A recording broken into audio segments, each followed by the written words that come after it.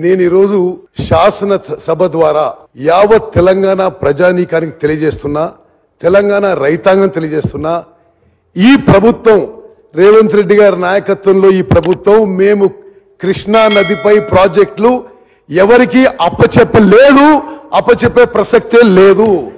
మీరు ఎక్కడి నుంచో మినిట్స్ తీసుకొచ్చి చదివి మేమేదో చేసినామంటే దానికి మేమెందుకు జవాబు చెప్తాము? ఎక్కడి నుంచో తెచ్చి హరీష్ రావు గారు మాట్లాడుతున్నారు అన్నారు. మీ ద్వారా వారికి పంపిస్తాయి. ఇవి ఎక్కడి నుంచో తేలే. ఇది కృష్ణా రివర్ మేనేజ్మెంట్ బోర్డుది కేంద్ర జలవనరుల కార్యదర్శి, తెలంగాణ ఇరిగేషన్ కార్యదర్శి, ఆంధ్రప్రదేశ్ ఇరిగేషన్ కార్యదర్శి అందరూ సంతకాలు పెట్టి నెల రోజుల్లోగా ప్రాజెక్టులు అప్పచెప్పుతామని వచ్చిన మినిట్స్ ఆఫ్ ద మీటింగ్ ఇది మీ ద్వారా పంపిస్తున్నా, అని చదువుకోమనండి. నంబర్ 1, ఒక్క మీటింగ్ కాదు, రెండో మీటింగ్ జరిగింది. రెండవ మీటింగ్ లో కూడా అధ్యక్ష, మొదటి మీటింగ్ లోనే కాదు, రెండవ మీటింగ్ లో paragraph 3 page number 2, when all the outlets are handed over to KRMB, these will be under the control of KRMB and will be manned by the staff from both the states in equal proportion.